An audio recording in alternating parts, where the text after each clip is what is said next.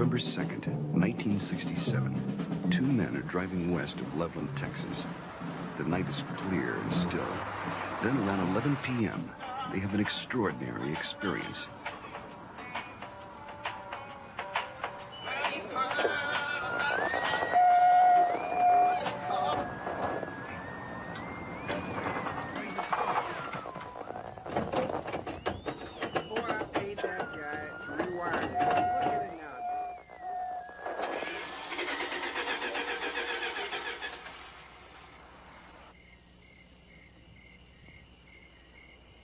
Come on, let's get out and check it.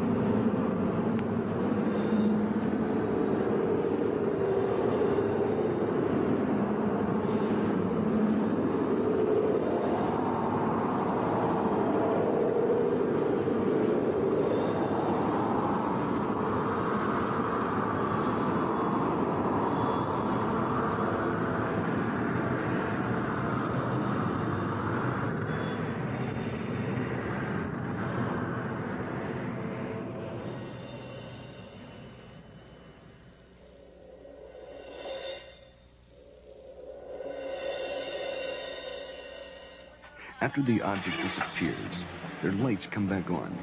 The engine restarts, and they hurry to notify the police. Later, the Air Force investigates their story and 15 similar reports before concluding that a form of globular lightning was responsible for the sightings. But there are many other possible explanations. What you're witnessing is based on fact. Some will find it fascinating. Some may find it frightening. But it is all true. With special thanks to NASA and the Department of Defense for their cooperation in our search for UFOs. It has begun.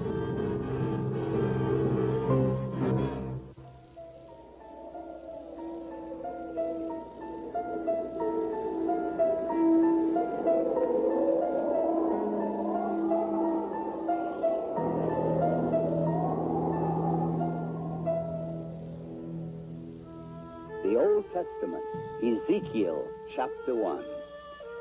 It came to pass that the heavens were opened, and I saw visions of God. Out of the midst thereof came the likeness of 4 living creatures. They had the likeness of man. Now, as I beheld the living creatures, behold, one wheel upon the earth by the living creatures. The appearance of the wheels and their work was like unto the color beryl, and their appearance and their work was as it were a wheel in the middle of a wheel. And when they went upon their 4 sides, and they turned not when they went. As for their rings, they were so high, they were dreadful, and their rings were full of eyes round about them 4. And when the living creatures were, the wheels went by them. And when the living creatures were lifted up from the earth, the wheels lifted up. This account took place some 500 years before Christ. Other accounts very similar appear in earlier ancient writings. The Greeks and Romans also are known to have made observations of such things as phantom chariots appearing in the night sky. Records also tell us that during the reign of Charlemagne, there were many accounts of encounters with tyrants of the air and their aerial ships. These accounts so concerned Charlemagne that those reporting such strange phenomena were subject to torture and death. Here is one recorded event given between the 8th and 9th century in France. One day, among other instances, it chanced at Lyon that 3 men and a woman were seen descending from these aerial ships. The entire city gathered about them, saying that they were magicians sent by Charlemagne's enemy to destroy the French harvest. In vain, the four innocents sought to vindicate themselves, saying that they were their own country folk and had been carried away a short time since by miraculous men who had shown them unheard of marvels. Luckily, the Bishop of Lyon pronounced the incident as false, saying it was not true these men had fallen from the sky, and what the townfolk said they had seen there was impossible. The people believed what their good bishop said rather than their own eyes, and set at liberty the four ambassadors from the ship. The date was November 12th, the year 1887. The time was near midnight aboard the sailing ship Siberian, when it was reported that several people aboard ship witnessed a huge sphere of fire. It was observed arising out of the ocean. It rose to an altitude of 16 meters, then flew against the wind and came close to the ship, then dashed off toward the southeast. This sighting lasted a full 5 minutes. Within the years 1896 and 97, mysterious airships were reported all across the United States. In Oakland, California, a group of streetcar passengers reported a winged cigar that sent out a stream of bright light. The sighting spread through Colorado, Texas, Kansas, Nebraska, Iowa, and many other states, particularly in the Midwest. On April 11, 1897, Walter McCann of Rogers Park, a few miles north of Chicago, took a photograph of an airship. The New York Herald, as well as the Chicago Herald Tribune, pronounced the plates as being genuine and not a fake. Dr. Jacques Vallée, international authority on the UFO experience. The first thing I'd like to dispel is a frequent misconception that UFOs are limited to this country. Very often people ask me, how come I never hear about UFOs in other parts of the world? How come we only hear about UFOs in America? Well, UFOs are not an American phenomenon. They are a worldwide phenomenon. That's one of their most dramatic characteristics. The first major wave of sightings, and sightings tend to come in very intense series over a couple of months, over a given region of the world. The first such major wave occurred over Scandinavia in 1946. There was a major wave in this country in 1947, mainly in the western states. And then there have been waves in the US in 1950, 1952, and so on. And there have been intense concentrations of sightings in Africa, in Latin America, in Mexico, in the Soviet Union, in the People's Republic of China, Australia, New Zealand, and on and on and on. I don't know of any single country that has not had a series of UFO sightings. May 1975, Manitoba, Canada. Unidentified flying objects have been reported over the small town of Carmen. The objects have been seen by many witnesses over a period of several weeks. May 13, 1975, cameraman Alan Carr of station CKY in Manitoba photographs 2 separate sightings over Carmen in front of 4 witnesses. The first sighting occurs at approximately 10:30 p.m. The object appears to be stationary just above the ground. Then, almost simultaneous, with a flash which appears in the sky, the object moves north at blinding speed. Only when the film is later analyzed in slow motion does Carr realize what he has captured photographically. Approximately an hour later, a second sighting occurs. The object appears over a group of trees and moves from left to right at an apparently low relative altitude to the horizon. Again, slow motion analysis provides a fascinating study of this unexplained event. On June 30th, 1973, Jean Bigot of the Astrophysical Institute flew over Chad aboard a Concorde, packed full of scientists and scientific apparatus. At 17,000 meters altitude, in the twilight of a total eclipse, Mr. Bigot photographed the horizon with his camera.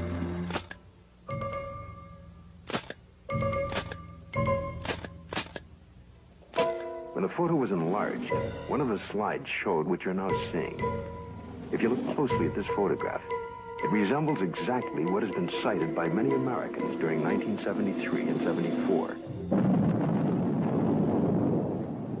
Although Although NASA takes no official position as to the UFO phenomena and their probable explanation, nevertheless, there remains on the record several unexplainable sightings by Gemini, Apollo, and Skylab astronauts. The first sighting occurred during Gemini 4 in June of 1965. Astronaut Jim McDivitt suddenly spotted a cylindrical object with arms and antenna. And when seen against the day sky, it appeared white or silvery. The object then appeared to be moving toward the craft. Suddenly, they lost sight of it. During the sighting, the astronauts were able to take these photographs and movie films of the UFO. Gemini 5, later that year, after 3 days and 5 hours into their mission, were contacted by Houston Control Center, advising the astronauts that Houston had picked up and was tracking another object, which was pacing Gemini across the entire United States. They estimated the UFO between 2,000 to 10,000 yards from the craft, and as large as the Gemini craft itself. Because of the limitations of viewing area aboard their capsule, no visual contact was made. Radar continued to track the object until they passed the Ascension Islands in the Atlantic. It then disappeared. Gemini 10 crew, Collins and Young, picked up objects traveling together in orbit. A positive identification has, to date, not been made. This photo was taken during the Gemini 11 flight on the 18th revolution, 27 hours and 47 minutes after liftoff. September 13th, 1966. This UFO was tracked visually and recorded on film by the crew and is truly considered unidentified by the photo interpretation experts at NASA. Perhaps the strongest and most spectacular of all the sightings took place aboard Apollo 11 on its way to the moon for the first moon landing. The ship was 1 day out, on July 16, 1969, when they spotted an unusual object. It had a sizable dimension to it. At first, the crew thought it was the Saturn IV booster rocket and called Houston for confirmation. Houston informed them the booster in question was some 6,000 miles away. The object remains unknown. During the Skylab 3 second manned flight, on the 23rd day of 1973, at sunrise, a series of 4 exposures were made by the crew of a visually sighted unidentified flying object, or satellite, as considered by the NASA Photo Interpretation Laboratory. The Skylab crew noticed a large star-shaped object, brighter than a planet or star. They watched it for about 10 minutes. They estimated its distance as from 30 to 50 nautical miles from Skylab. It, too, remains an unknown, despite North American Air Defense and NASA's attempt to identify it. Among the thousands of military men in recent times who lost their lives while in the service of their country, the circumstances surrounding Captain Mantell's death are indeed extraordinary. This experienced military pilot who'd flown in the invasion in Normandy and numerous missions over the Rhine under heavy attack would take with him to his death perhaps the closest glimpse of what was thought to be a UFO. The date is January the 7th, 1948. The time is 2 o'clock in the afternoon here at the Gardeman Air Force Base, just outside of Louisville, Kentucky. A Kentucky state policeman calls in to report what he has sighted. It's an unusual aircraft, circular in appearance, approximately 250 to 300 feet in diameter. I'd say it's moving westwardly at a pretty good clip. Any information? Negative. I will check with our commanding officer. Instructions were given to contact nearby Wright-Patterson Air Base to see if they had any experimental aircraft up in that area. Flight test. We have no experimental aircraft in the area. The reports still continued to come in from adjoining towns. At 1:45 p.m., it happens. It's very white and looks like an umbrella. I don't know what it is. Through the binocs, it appears to have a red border at the bottom at times and a red border at the top at times. At approximately 2:30 p.m., a flight of Air Force P-51s come into view. The base commander decides to contact the flight leader, Captain Mantell. This is Godman Base Commander. Roger, Godman Tower. This is NG869, flight leader, over. NG869 from Godman Tower. We have an object out south of Godman here that we were unable to identify. We'd like you to take a look for it. Roger, I will take a look for you if you give me the correct reading. Mantell moves ahead of its wingman. The tower advises the flight leader to correct his course 5 degrees to the left to 210 degrees from Godman Tower. Godman Tower, this is flight leader NG869, Captain Mantell. Object traveling at half my speed and directly ahead of me and above, and I'm closing in to take a good look. Can you give us a description? Appears metallic and to be of tremendous size. I'm going to 20,000 feet. The other pilots level off under 15,000 feet and start down. At approximately 3:15 p.m., Godman Tower loses sight of the UFO. 5 minutes later, the report came in that Captain Mantell's plane had crashed. He was found dead. His watch had stopped at 3:10 p.m. that afternoon. What was it that caused this experienced pilot to become intrigued with an object that he would unwittingly give his life pursuing? 6 months later, a cylindrical-shaped object giving off a phosphorescent glow was to be sighted in the night sky over Robins Air Force Base in Georgia. At 2:45 a.m., Captain C.S. Childs and First Officer J.B. Whitted were piloting a routine Eastern Airlines flight number 576 from Houston to Atlanta when Whitted reports, "We sighted an object coming toward us. This strange object had a stream of red fire coming from its tail, and I could see it was much larger than anything I had seen or read about." Childs then notices that the object had no wings supporting it. It passed us on the right side. Its speed was about 700 miles per hour. And both men get a very good look at this unusual object. It was about 100 feet long, shaped like a cigar. As it passed, they clearly saw 2 rows of windows, an upper and lower, that were large and square. During that evening, there was a third witness, the one passenger who was awake on that Eastern Airlines flight, Clarence McKelvey. I was startled, frightened. A male steward came to me and said, "I notice you've been looking out the window. Will you talk to the pilot?" And I said, "Well, of course." The pilot came down with his clipboard. He was visibly shaken. He told me that he had been a flyer in the war and had covered so many million miles of flight and had never seen anything like this before. What was it that I saw? I saw this object. It was cigar-shaped. It had a row of windows. Behind them, it was lit. Out of the rear was a cherry red flame. This hair-raising experience was witnessed by 3 aircraft, a passenger, and ground observers added more corroboration. The conclusion of an air intelligence report was that the object remains unidentified as to origin, construction, and power source, and goes into the record classified as unknown. This is the Pentagon, Washington, D.C. And this man is Colonel Bill Coleman. He was Chief of Public Information for the United States Air Force from 1969 to 1974. It was here at the Pentagon that the Defense Department first became interested in the UFO phenomenon. This occurred in the late 1940s, with reports about objects and lights seen in the sky by military personnel and others.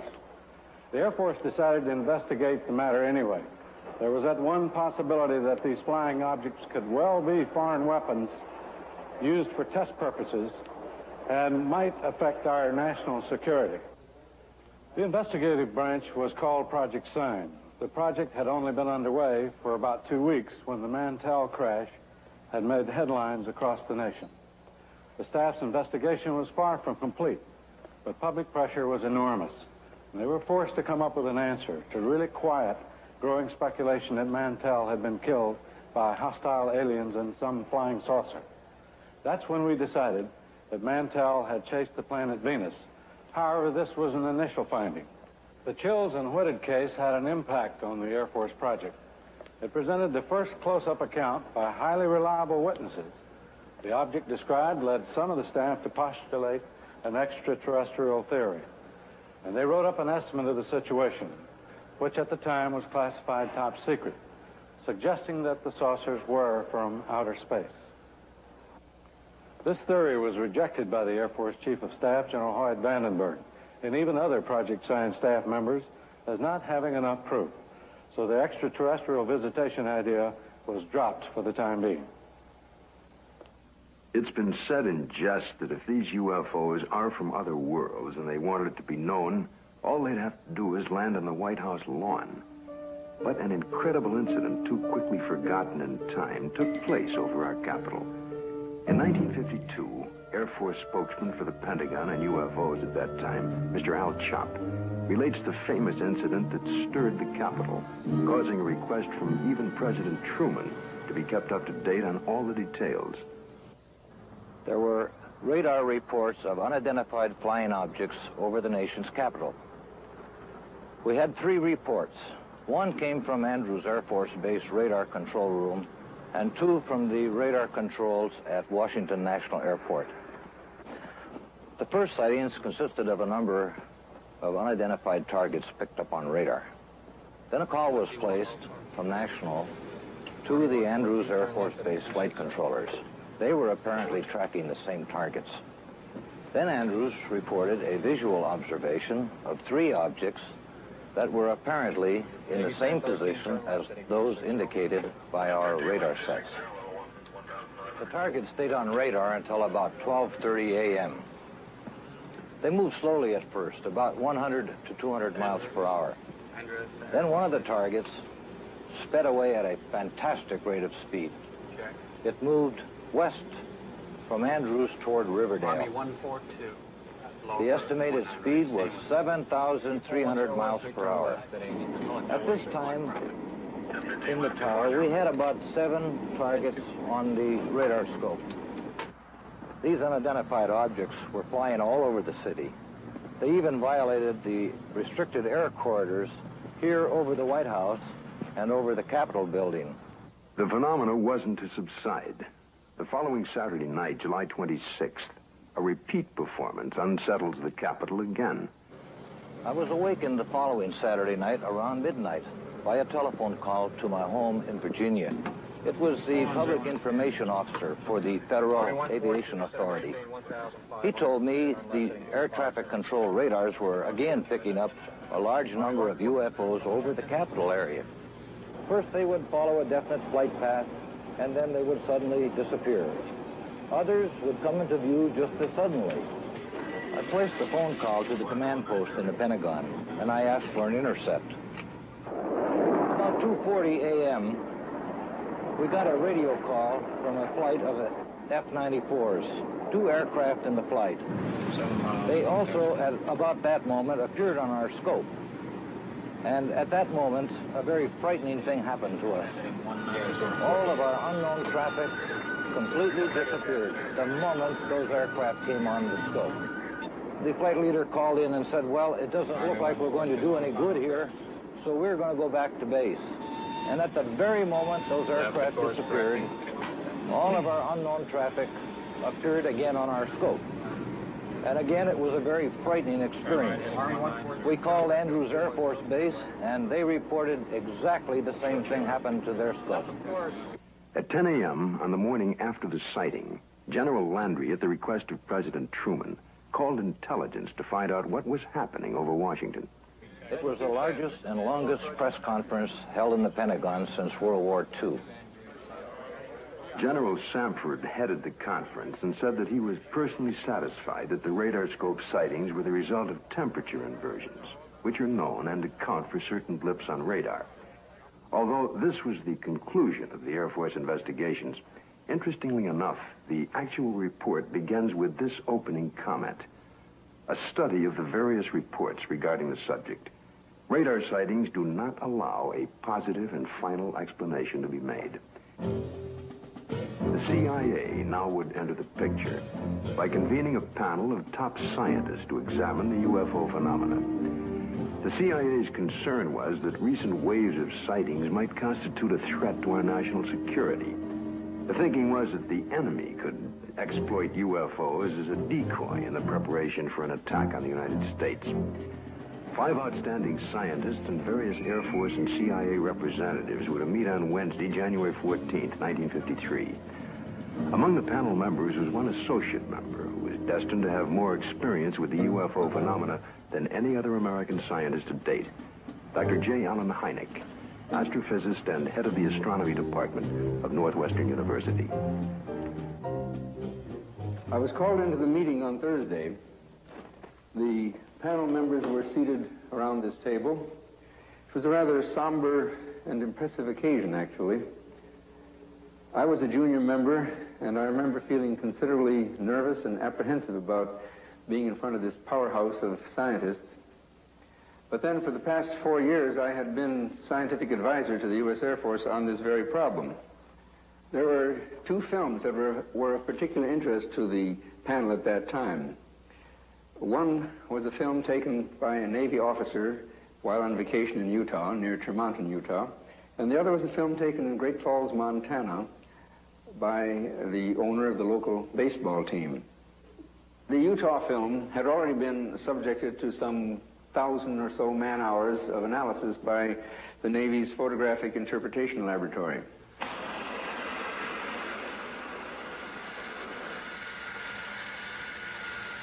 So the panel got up from their chairs and crouched around the wall to examine the films, and they asked to have the films run several times, as a matter of fact. Now, the Navy had, on the basis of their detailed analysis of the Utah films, they had concluded that the objects shown on the films could not be birds, balloons, aircraft, and so forth, but indeed that they were self-luminous, unidentified objects. Despite this conclusion, the panel rejected it and concluded that the objects were birds. They couldn't be unidentified, therefore they had to be birds. I came away from the meeting and from the room with the distinct feeling, however, that the panel had deliberately moved to debunk the whole subject and not to give it the serious scientific attention which it deserved. It seems the CIA was to become involved in the UFO phenomena again, in a most unusual way. A series of episodes were to take place that, up until the airing of this program, were not public knowledge. The events were so bizarre that it's hard to conceive they happened to individuals associated with such no-nonsense organizations as the Office of Naval Intelligence and the CIA. This man is retired Lieutenant Colonel Robert Friend, U.S. Air Force, and former head of Project Bluebook. Friend, now on the management staff of Celesco Industries Incorporated, which builds and launches missiles for defense testing purposes. Friend now relates this most unusual experience. It was 1959 when I was invited to attend a briefing in the security portion of this building. It seemed that a retired Rear Admiral had information about a woman in Upper Maine that purported to have established contact with extraterrestrial beings.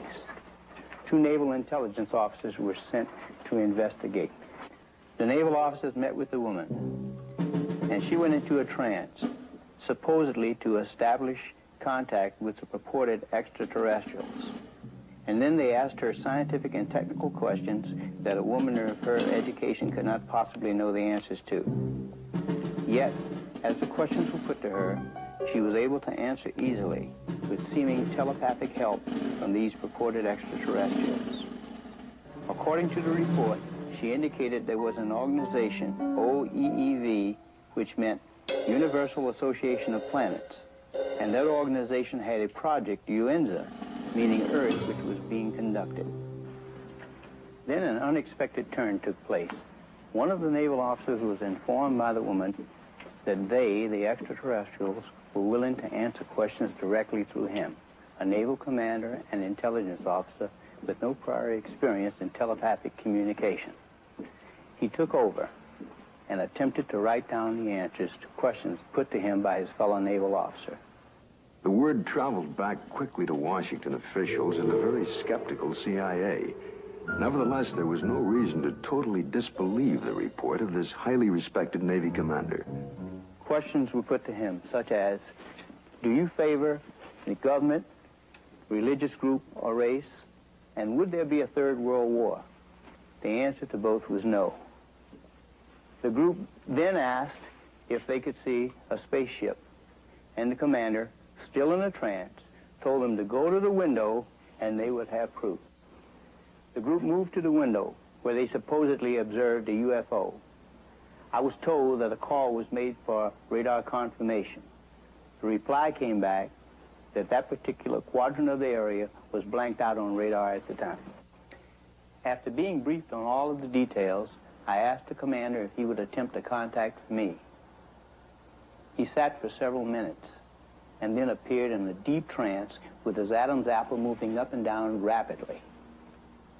Questions were put to him, and he answered them by printing in rather large letters using rapid but jerky motions.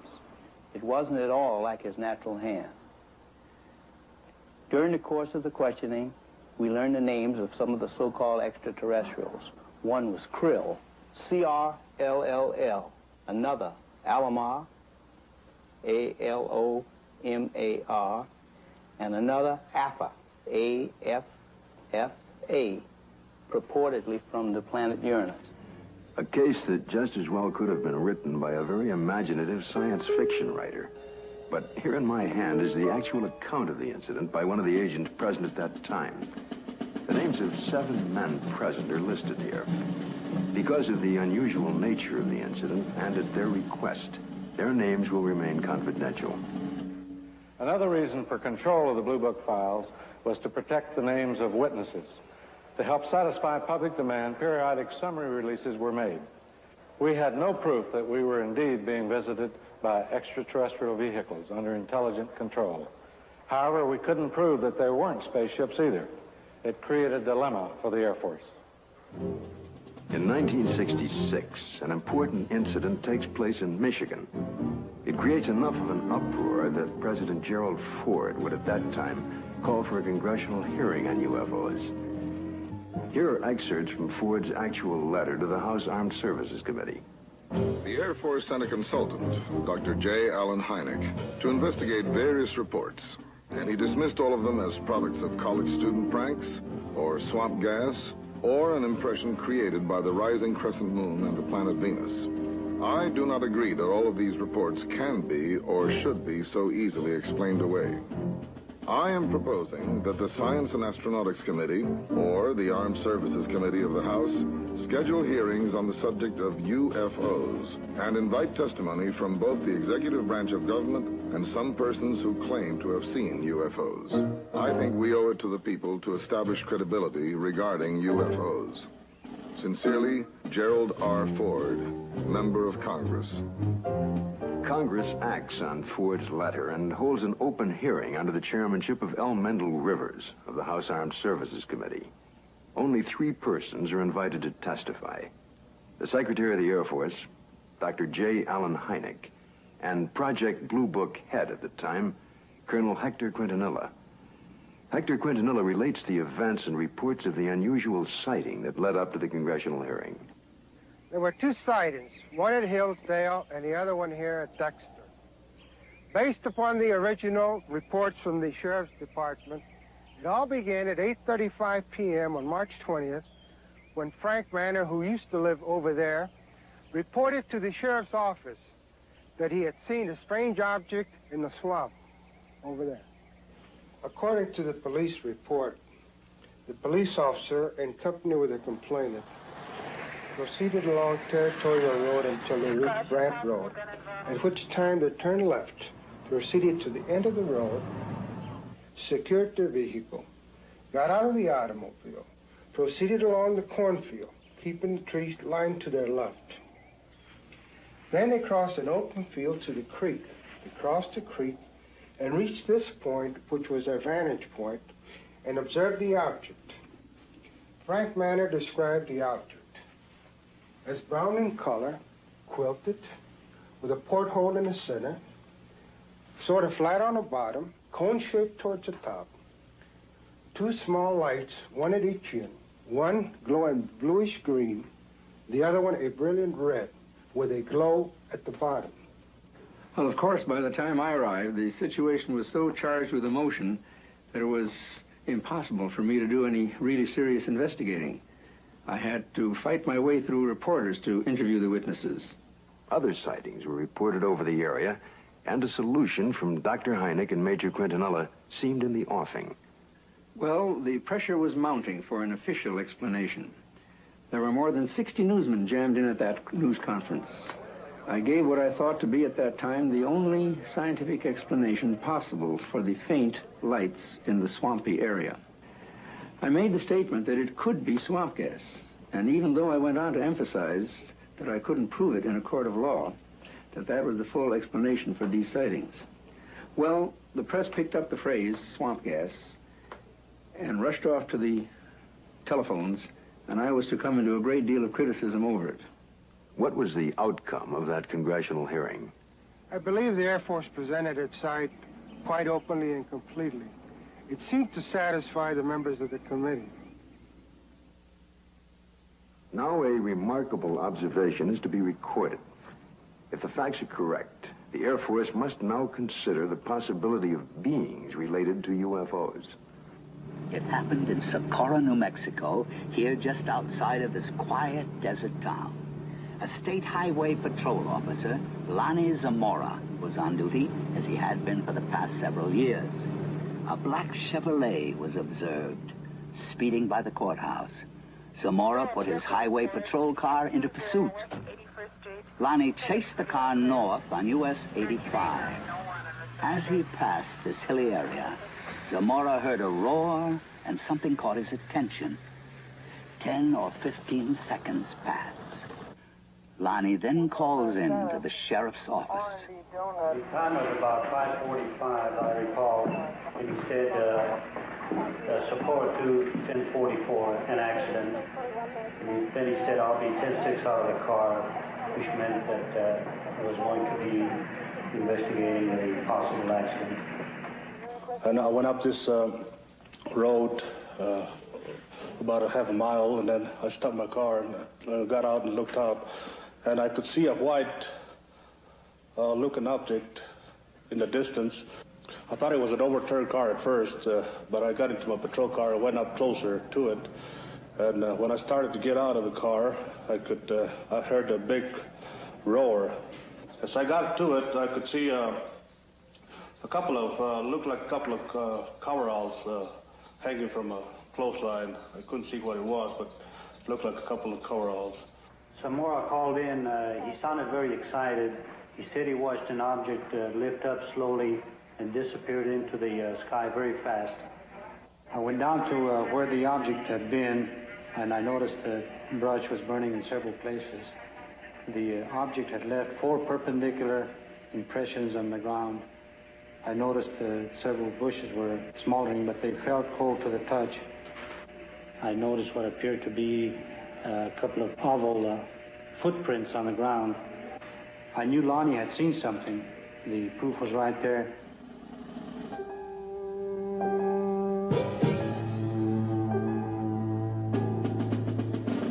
The incident was very interesting, to say the least. It seems to differ from practically all the earlier cases we investigated from one standpoint. The vehicle had left pod marks. There was an insignia observed by Lonnie Zamora on the side of the craft. The insignia was unidentifiable, not American nor Russian. And last of all, the observation of these 2 people in some sort of suit. But what did the investigation turn up? What was the official Air Force estimation of the situation? We went over the case completely. We had soil samples tested at the Air Materials Laboratory. The burnt bushes were analyzed for propellant residue. We measured the distances between the pod marks. My first reaction was that it was a lunar test module from NASA or the Air Force. That seemed to be the only logical explanation.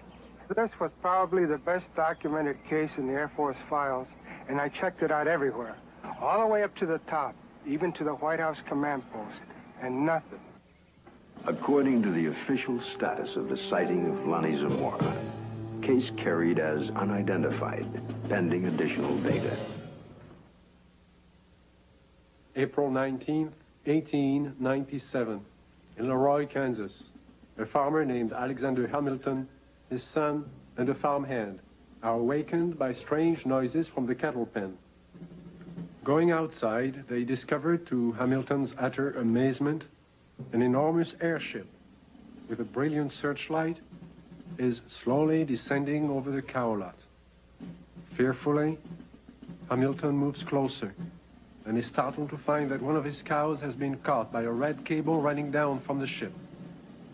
The next day, after an extensive search, he discovers the cow's hide, legs, and head in a field miles away. This is one of the first recorded cattle mutilations connected with UFOs. The report could easily be dismissed as a tall tale if there were no others. But since then, thousands of bizarre animal mutilations have been discovered, not only in this country, but in Africa, Australia, Brazil, and many European countries, in fact, all over the world. In this country, mutilations have occurred in over 30 states in the last 5 years alone. Frustrated ranchers and law enforcement officials have come to recognize the classic signature of the mysterious mutilators. Often, in a remote area, a cow will be found dead, the sex organs removed, and the tongue, an ear, and an eye all surgically cut out. The body, more often than not, has been drained of blood, though no blood has been found on the ground. In fact, there are no tracks or prints of any kind near the body. And yet, amazingly enough, there is no evidence of a struggle. One of the first states to be hit by the mutilations was Colorado. Reporter Bill Jackson of the Sterling Advocate covered the story from the very beginning. A classic mutilation, or say 90 to 95% of the mutilations will be almost identical. Some part of the face will be gone, exposing nothing but, the jawbone. An eye will be taken, the tongue will be cut out, and an ear will be taken. The rectal area of the animal will be what appears to be bored out. The reproductive organs will be removed. In the case of a cow, the udder will either be entirely removed or parts of it will be removed. Usually, in probably 90 or 95% of the cases, there will be no blood whatsoever in the animal. And there will be no traces of blood on the ground where it fell or where it was mutilated. All you've got is the carcass, and you've got no idea why it died, or how it died, or how it was mutilated. Or it all began in 1975. It was a bizarre time. Nobody had ever seen anything like this before. Not only did we have the mutilated dead animals on the prairie, but we also started getting the lights in the sky at night. Along that time, there were many theories that were being developed on why this was being done. The satanic cults were being blamed, dope smugglers, UFOs, a government experiment of some kind. As time went on, the situation became so widespread that people realized it couldn't be the occult or the dope smugglers, which left us two possibilities. Number one, it was being done by a government, let's say. Or number two, it was being done by UFOs. As more and more cases were reported, the Colorado Bureau of Investigation was called in. Well, our position is basically one where predators, at least our investigation determined that predators were responsible for probably 99% of the reports of mutilations. As I said, there were 203 separate reports received from this agency. But of the 203, we only received 45 tissue samples to conduct microscopic analysis on. Of the 45 tissue samples, we found that only 2 of those 45 had actually been mutilated with a sharp instrument. When they first started, they would send samples of these animals to the CBI, to Fort Collins, to try and determine what was the cause of their death, what was mutilating them. And 9 times out of 10 or more, the report would come back that were being caused by predators. Now, these ranchers and the sheriffs in these rural areas have been around cattle all their lives. They've been around coyotes all their lives. And they knew that this just wasn't possible. A coyote would not do that. Predators when they come in and start to eat, and I'm talking about four-legged predators. They'll come in and they'll bite, and then they'll pull and they'll tear. The cuts we have, even we can't make cuts like this. We've tried this many times on dead animals with scalpels, razors, and knives, and we can't make the same cuts. We've had cattle that we've went and investigated that were, called in, and I think I have a mutilation here, and we went out and we seen it, and it was not a mutilation.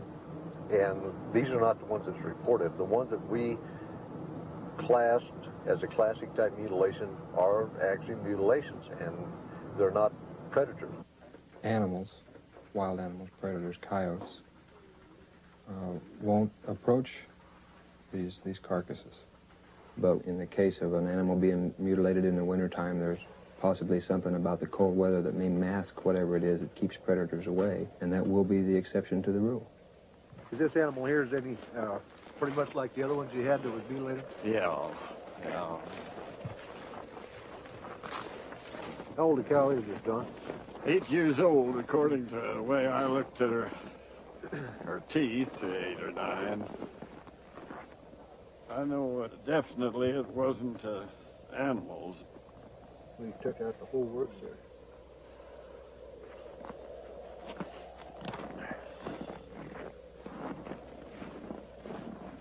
Don, now on this critter here, how this looks like a real incised wound? Yeah. Well, it looks, it's definitely cut. Oh, yeah. And everything, you can tell that. I mean, even at the age that it is right now, that's opposed to the way it is to where the animals have been to it on this other side over here. Kind of noticed there, the difference there, Don, between here and how animals have been to that, and that flesh is torn. Yeah. And it's not a real incise, but yet when we seen this animal the other day, now these were all incise, good clean cuts on there. Definitely. So that's a good example of what we was trying to say about the lab up there. They said that it was predators doing it, but that definitely wasn't a predator wound there. No, I wouldn't say. Well, it looks like they went clear from the navel here, clear back in underneath here, and took the whole bag and out of the whole works out, and they cored down into the rectum, the whole rectal area. It looks like it got back into some of the reproductive organs back in there. As the mutilations and the sightings of the lights in the sky continued, it got to a point to where ranchers in the northeastern part of the state began arming themselves. They weren't getting the results they wanted from state authorities. They were concerned for their families, and they never knew when they might be next. They began patrolling their pasture land, watching over their herds at night. The lights from the sky, when they got too close to a herd of cattle, the ranchers shot. Well, I think everybody was a little edgy. Everybody started carrying high-powered rifles. I don't know what good it would have done, but everybody was awfully nervous. I'm completely convinced that there's something there that's not normal. There's a lot of questions that are unanswered, I'm sure, and hopefully someday maybe somebody will figure it out. Unidentifiable lights in the sky have appeared in virtually every area of this country which has been plagued by cattle mutilations. But no explanation has been found for these strange sightings.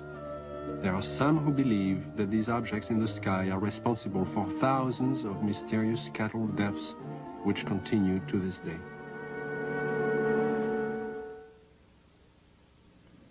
Though state and local officials have stated their views about the mutilation mystery, surprisingly few veterinarians will speak publicly about the situation. This man is an exception. Dr. William Fitzgerald runs an animal clinic in Durango, Colorado. Because of his expertise in the field of veterinary medicine, he was asked by the sheriff's office to perform an autopsy on a mutilated cow found in a remote area of state-owned forest. This particular animal had been largely exsanguinated. The anus and about the first 4 inches of the rectum had been removed. The preputial skin and the last 2 or 3 inches of the penis had been severed flush with the body wall. The left eye had been removed, and the last 1/3 of the tongue had been cut. A portion of the lips on the left side of the animal were also sawed off, presumably to gain access to the tongue, but this makes no sense because that portion of the tongue could have been easily pulled out and cut off without that, so I don't understand that point. Reports I have heard, some that I have read subsequent to this time, indicate that people have seen mutilations that they attributed to predators. And if this was a predator, he had 2 feet and a 6-inch knife, because it was a very sharp single cut in most instances. And although not the world's leading expert, I work with knives frequently. I know what they do. I know the marks they leave. Exsanguination, the removal of blood from an animal, has been a predominant trademark of the mutilators. Few officials have found an answer to the technique used in this procedure. Dr. Fitzgerald describes what he thinks is the method. If a large bore needle is placed in the animal's jugular vein while the animal is sedated, under anesthesia, or awake if you like, somehow restrained, however, the animal's heart will function as a pump and will pump out very nearly all of its blood through that needle.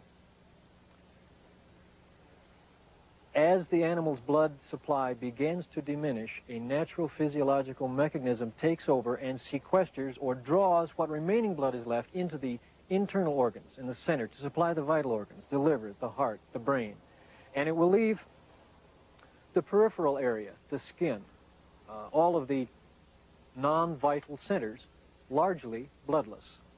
So if you can successfully withdraw the major portion of an animal's blood, you can cut on that animal and there will be virtually no bleeding at all from the surface. I know that I keep coming back to this point, but the animal was apparently restrained with something other than ropes. Why, I don't know. It was apparently washed completely clean. Why, I don't know. And it was in a very remote area. Perhaps these things tie together. Perhaps whoever, whatever, performed this didn't want to be observed.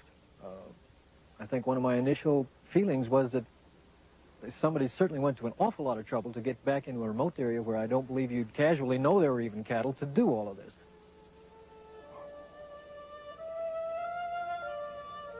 Dulce, New Mexico, similar to the plains of Colorado in its isolation, but nestled among rolling hills and small mountains, is the land of the Jicarilla Apache. Tradition is strong here. Indian women weave intricate baskets and create delicate beadwork. The men preside over tribal business and raise cattle. And here, as in Logan County, the night sky has been lit with the glow of unknown flying objects, and cattle are found mutilated. Officer Gabe Valdez of the New Mexico State Police and retired scientist Howard Burgess, who pioneered the development of Kirlian photography in this country, periodically pool their knowledge and expertise in an effort to solve the mutilation mystery. Officer Valdez describes how it all began. It was in 1976, June the 14th, when we first had one of our cattle mutilations here in Dulce. The cattle that was mutilated belonged to Mr. Manuel Gomez. Any time that we do find one that it's not too decomposed and it's fresh enough for us to do some tests, well, I do call on Mr. Burgess because he has a lot of knowledge in the field of science that is very helpful to me in conducting my investigations.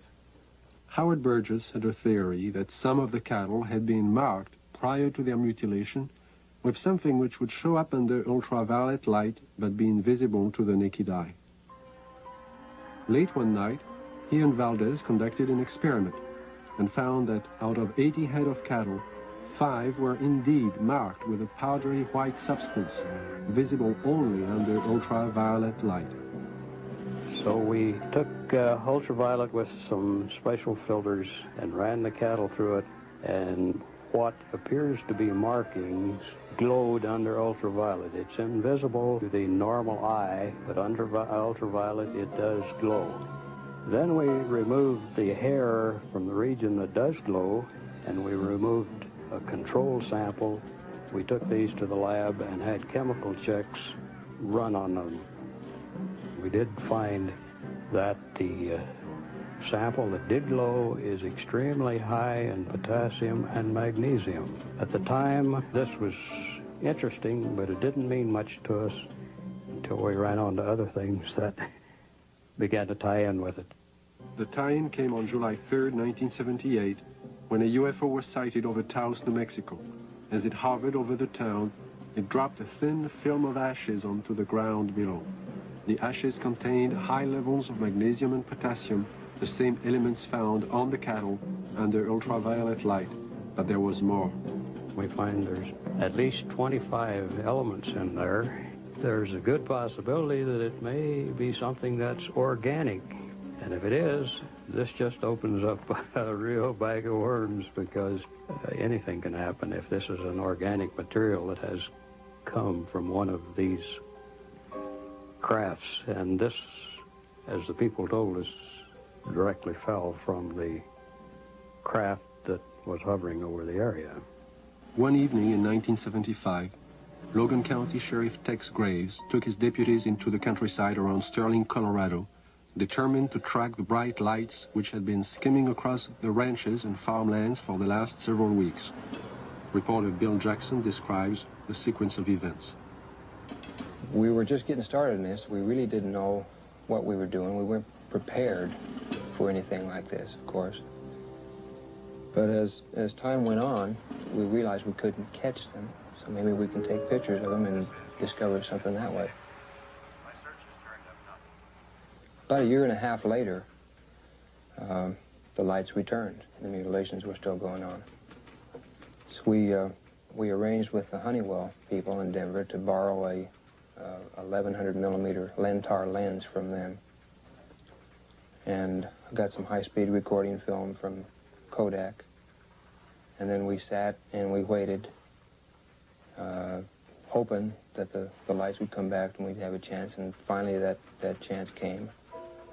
It was a stationary object that we saw for approximately 30 to 45 minutes, and the resulting shots were interesting, to say the least.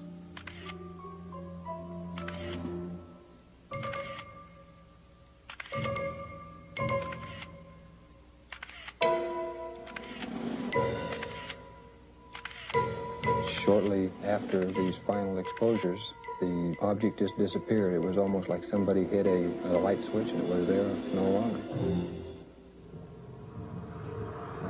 What are these unidentifiable lights? What is their nature and their purpose?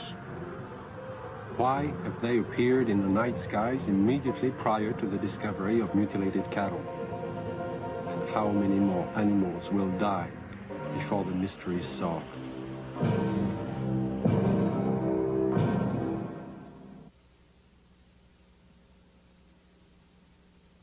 In 1974, I received a call from a woman who had a strange story to tell. One night, as she and 3 friends were returning to Los Angeles from Lompoc, California, they encountered an unidentified light in the sky. Thinking at first it was a helicopter, the friends paid little attention. When the object began to fly in unusual patterns at extremely high speeds, the passengers soon realized they were dealing with something out of the ordinary. What happened next is best told in the woman's own words. Helen is a fictional name. Her real name is being withheld at her own request. I saw it come into the sky from the top of the mountain range and go straight up and do a 90-degree angle toward us, and I called it to the attention of Don, John, and Sue.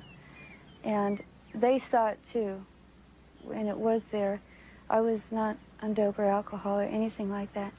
And it started doing really erratic things in the sky. It was a small white light and very easy to see. We were not mistaking anything. It came over to the car, flipped over and went around on the other side toward the other hills and came back, settled above the car.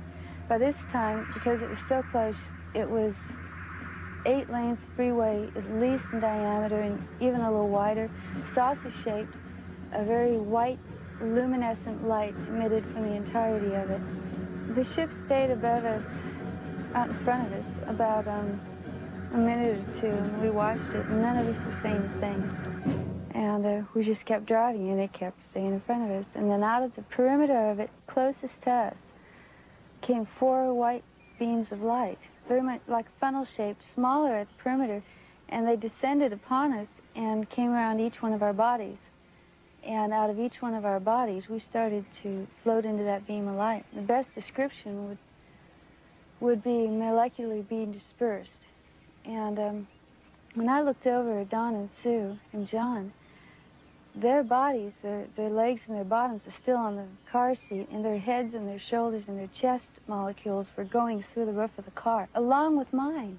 We didn't lose consciousness while this happened. We were completely conscious of going through the roof. And the bottom molecules of our body were coming through too, and we were about 3.5 or 4 feet outside the car, going toward the ship, and we hit an energy field, a strong one, and remembered nothing. Next thing I did remember, we were coming back, the same process, going back into the car. It wasn't until several years later that Helen realized she had experienced more than she remembered. Mental images, which she couldn't explain, caused her to visit a specialist who put her through a memory regression. In this relaxed state, Helen recalled the evening in question and described in detail the experience of being taken aboard the UFO. I came to, and standing in front of me was a very tall man with whitish hair, kind of bronze, beautifully tan type of skin. And he had a long type of robish gown on, and he was looking at me, and very, very friendly. And he said he supposed I'd like to know what we were doing here. And I looked around, and I did want to know. There was a huge room that we were in that had a hallway off in front and a hallway off to the side. And they were round, curved hallways. The room was very light. Iridescent light radiated all over, but you didn't see a light bulb anywhere. In fact, you didn't see hardly anything except for the swivel chairs we were sitting in. And he proceeded to help me up. And when we walked together over to the screen in front of us, across the room, and he showed us some information, pictures, and it was very cordial and very easy to talk with.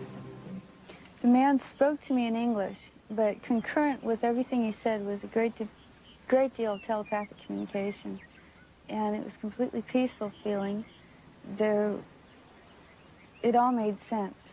He showed us a screen with many images on it that clarified some of the things he was saying. He also said that he'd been around with the other people there for thousands of years, and that they had been picking up people and giving information to people for the use of putting it into this world, into this society, to bring about a lot of better changes. And the interesting thing was that there are some people, he indicated, who we know and read about, who were given information by him. This is what he told me. And there was no fear. That's predominant, I think, in everything. From this large room where we first came on, the man led me down into a couple other rooms. And the one that's very interesting was more or less in the center of this ship, and it was a room full of dials and full of men dressed in more form-fitting clothes, whereas the one who met me had a type of ambassadorial robes on. And these guys had more like turtlenecks and Levi's. They were still white, soft, iridescent, and very comfortable looking. And they were working. There was plenty of dials, and there was lots of screens, types of scopes there, and they were doing things very involved. None of them paid any attention to us. They kept their work. After he had taken me to these rooms, we were walking again down the hall to go back to the car. And while we were walking, I remember telling him, you know, nobody's going to believe me. And he said, he's a really nice doctor, and he goes, it doesn't matter if anybody believes you. And there was a purpose to being told these things. And what I had learned and what John and Sue had learned, too, had its purpose. And it was very kind and very cordial. You could meet him on the street almost and not even feel anything unusual. And then we came back to the room, and we were put back in the car the same way as we were taken out. And just this tremendous sense of peace, and that there was a lot more going on than we had originally thought. In December of 1969, amidst great public controversy, the Condon report from the University of Colorado was finally out. In summary, they found no evidence that UFOs were a threat to the national security, and the late Dr. Condon recommended that the Air Force terminate its involvement in UFO investigations and analysis.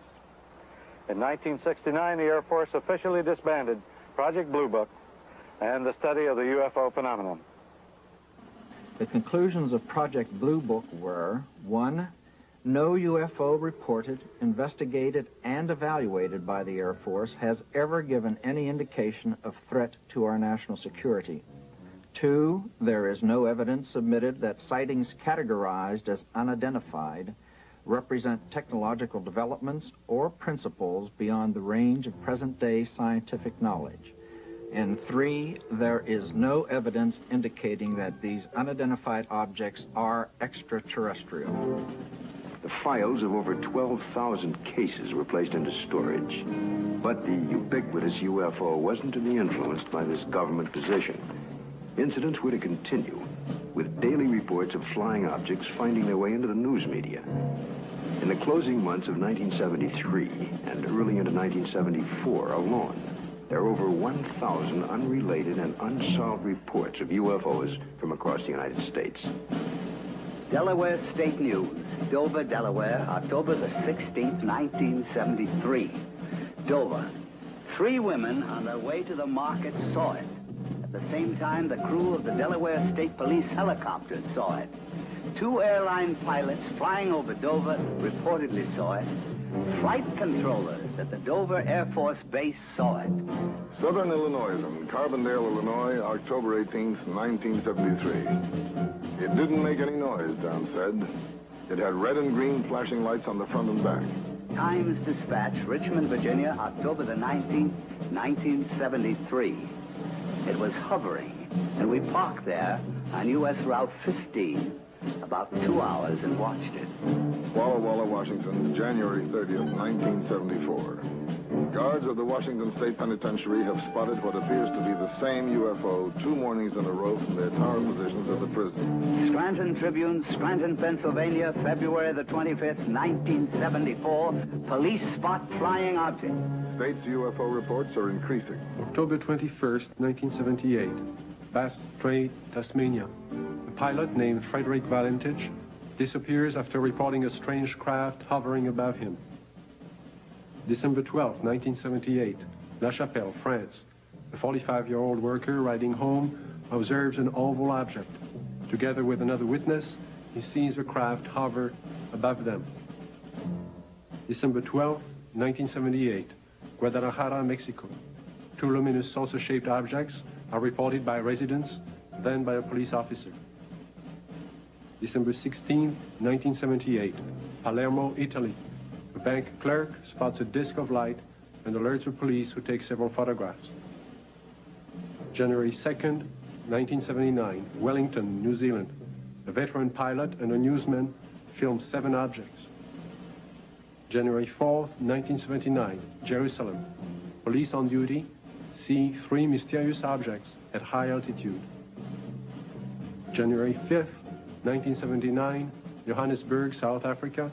A woman and her son report seeing half a dozen occupants in front of a brightly colored craft on the lonely country road.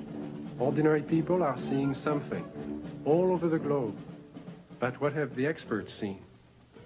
NORAD and the Air Force do have extremely sophisticated equipment, and by use of the phased array radar facility, surveillance is maintained on objects in space. But the system is only designed to track things like rockets, satellites, and man-made debris, objects with specific trajectories and which hold an orbital or flight velocity of approximately 4.8 nautical miles per second. This system is designed to discriminate between objects in space. For example, it will ignore a meteor entering the Earth's atmosphere, but will quickly spot a satellite as it begins re-entry. Objects can also be photographed with incredible precision by the electro-optical surveillance system, and it's very good at its job. However, it's not designed to photograph everything, just specific items and particular missions. The sky is so vast, it is virtually impossible to wait for, track, and photograph all unidentified phenomena. There is just not sufficient time or budget. So it is not really accurate to say that our sophisticated equipment and personnel are able to identify and examine any and all UFOs. On the contrary, they are programmed to study man-built machines, and only that. Among the many reports of UFOs in late 1973, one incident would stand out because of the credibility of the four witnesses. This is Major Coyne, Army helicopter pilot, his co-pilot, Lieutenant Arrigo Jetsi, Air Medic Sergeant Healy, and Robert Janicek. These men had just finished their annual flight physical early that day and were found fit and sound of mind. They would take off from Port Columbus Airport about 10:30 p.m. But what was about to follow, and the subsequent report they filed, would put to the test the credibility of these men. Approximately 8 miles east of Mansfield, our crew chief, Sergeant Robert Janicek, observed a red light on the east horizon. Did you gentlemen see the same red light? Yes, I did. Our helicopter was flying on a northerly heading. We were flying at an altitude of 2,500 feet. He indicated that the light seemed to be pacing the helicopter, moving along in a parallel direction with our aircraft. Which direction from the helicopter was the object? It was to our right, to the right side of the helicopter, and it was moving with us as we were heading north towards Cleveland. And at this time, he indicated that the light changed its direction and was coming directly at the helicopter at the same altitude. And as the helicopter was maintaining a speed of 90 knots, the object came at a terrific speed from the horizon. We estimated 15 miles. Visibility was reported 15 miles that night. Did you gentlemen see the object at this time, after it had been pointed out by the sergeant? No, not at that time. I was flying left seat or co-pilot, and visibility from that seat from an object approaching from the right is rather limited. So I was having a difficulty seeing the object. And it was for that reason that Major Coyne did take the aircraft or the controls from me. I grabbed the controls from Lieutenant Jetsi because I thought it was going to hit us. I braced for impact. With that, I pushed the collective down to get the helicopter to start to descend. I then looked at the altimeter. It was showing 1,700 feet, and we were descending 1,000 feet a minute. The helicopter began to descend, and as this object came at the helicopter, it seemed to descend with the helicopter. When the helicopter went down, the object came down, but it still came directly at our broadside, as if to hit the helicopter from the right side. Did anyone else see the object at this time? Yes, I was watching it come on out of the east horizon. And the only thing I felt was when the skipper took over the controls and we started to auto-rotate down, and I'd never been involved in a mid-air collision, so I was just watching this thing come at us. And it was at this time a light came, swung 90 degrees from the UFO towards the helicopter. And it came in through the front of the plexiglass, and the entire cabin inside turned green from the light. It was a pyramid-shaped type light that beamed down and came through the front of the helicopter. How long was your aircraft bathed in this beam? The light that came into the cockpit apparently lasted only for a few seconds, but it was enough time that I observed the red instrument panel lights utilized for night flying to be absorbed by the green light. Was it possible for you to determine the outline of this object against the star background? Yes, sir. It was a cigar-shaped object, like a symmetrical airfoil with the dome on it. It was a solid object. It was a metallic structure to it. And you could see lights reflecting off the structure, and you could not see any of the stars or behind the object itself. Well, while all this was going on, what was the attitude of the helicopter? Apparently, when we were supposed to be descending at 2,000 feet a minute at 100 knots, we were climbing at 1,000 feet a minute, with the controls still established for a descent. And we went from 1,700 feet up to 3,500 feet and topped out at 3,800 feet. I would like to stress one important fact, and that is there is approximately 20 years of Army aviation experience between the 4 men on board the helicopter that night. We have been trained to follow procedures and regulations in reporting incidents, regardless of how they're accepted. And we tried to follow those procedures. And we reported the incident as it occurred and have avoided any speculation on the subject. While our government's official position is not to speculate on this subject, we can choose to let our minds explore other possibilities, to use our imaginations. For if we consider that astroscientists agree on one point, that the possibility of life elsewhere is not only quite probable, some feel it is there without a doubt. Let us suppose then that these objects are real space vehicles, extraterrestrial in origin, and not an illusion of the mind. Perhaps we can begin to accept such ideas as various reported UFO shapes and configurations by looking at our own aviation history. We have, in 71 years, devised dozens of aircraft shapes, from propeller-driven biplanes to lunar modules to date.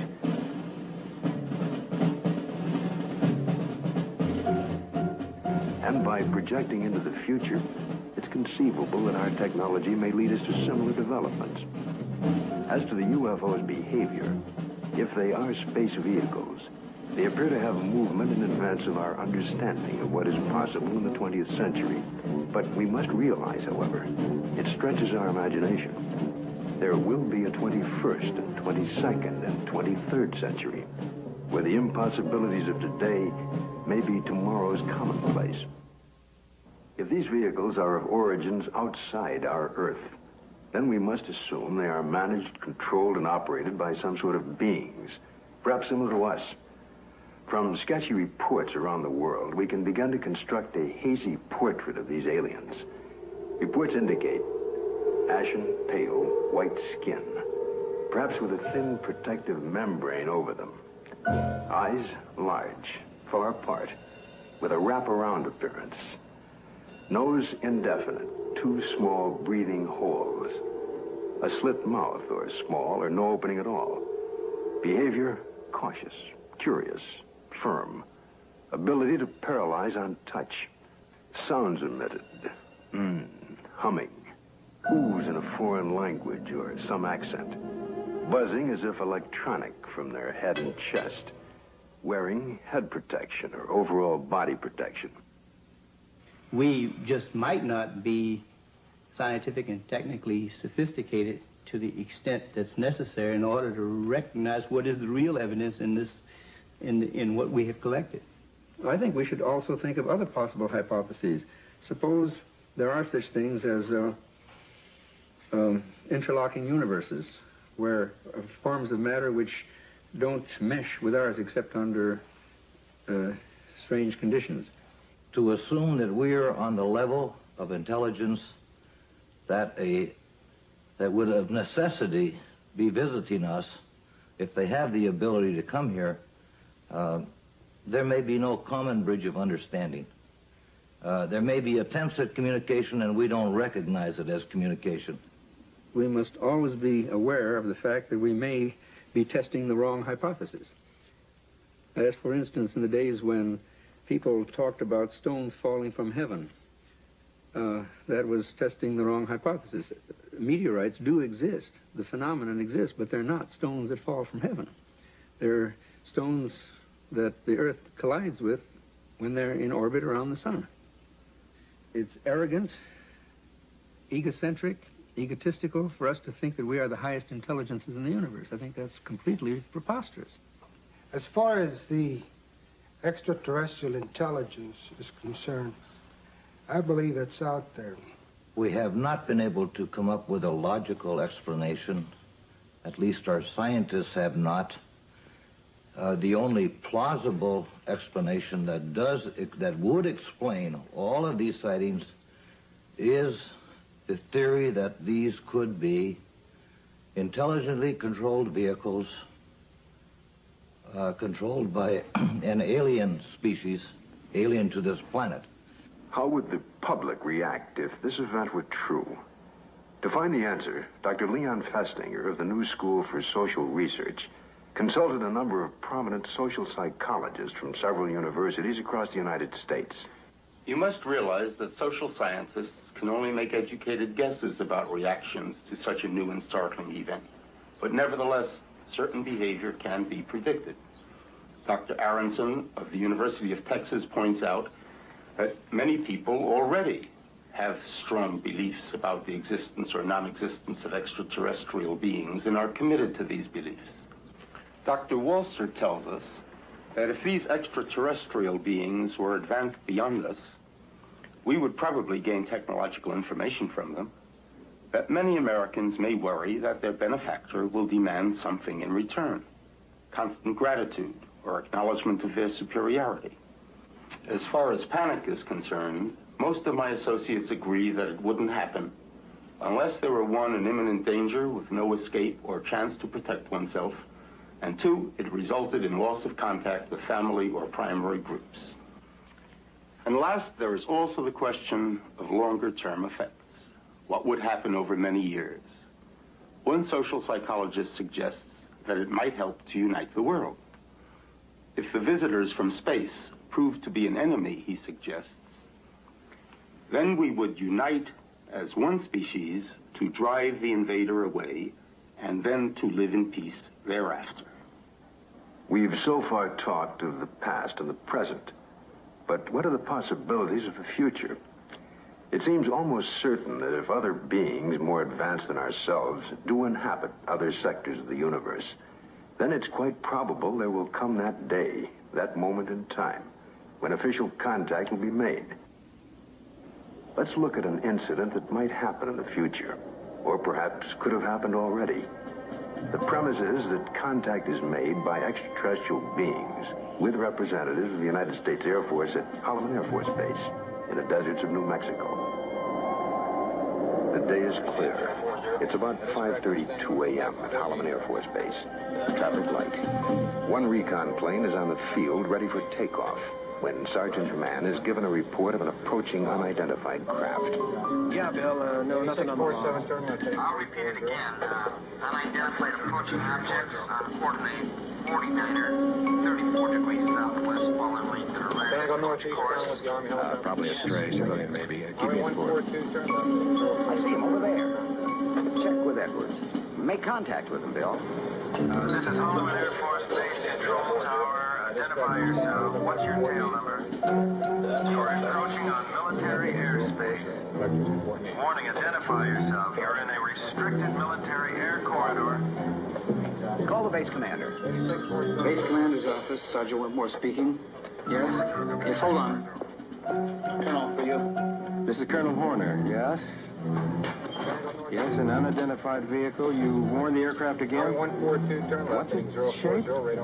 Check Edwards. Civilian patrol? Okay, all right. Sound a red alert. Unidentified aircraft approaching. Hey, Bill, give me a quick check with Wright Patterson Intelligence. There may be an experimental craft from somewhere, I don't know, here. Alert the fire chief and security and safety.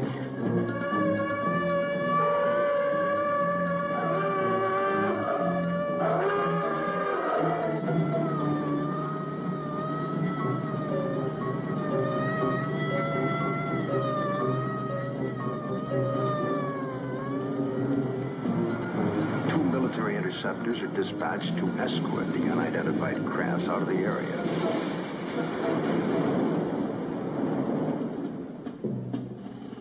During a routine photographic mission, a tech sergeant and staff sergeant of the base photographic team were aboard a helicopter at the time and run off several feet of film of the three objects, one of which breaks away and begins a descent. A second high-speed camera crew on the ground runs off approximately 600 feet. The cameras continue to roll as the extraordinary vehicle comes into view.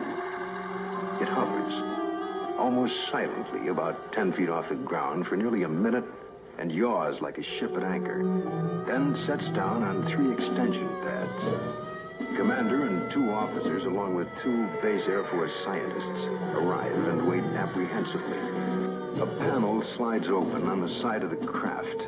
Stepping forward, 1, then 2, and a 3rd, what appear to be men dressed in tight-fitting jumpsuits. Perhaps short by our standards, with an odd blue-gray complexion, eyes set far apart, a large pronounced nose. They wear a headpiece that resembles a rope-like design. The commander and the 2 scientists step forward to greet the visitors. Arrangements are made by some sort of communication, and the group quickly retires to an inner office in the King 1 area. Left behind stand a stunned group of military personnel. Who the visitors are, where they're from, and what they want is unknown.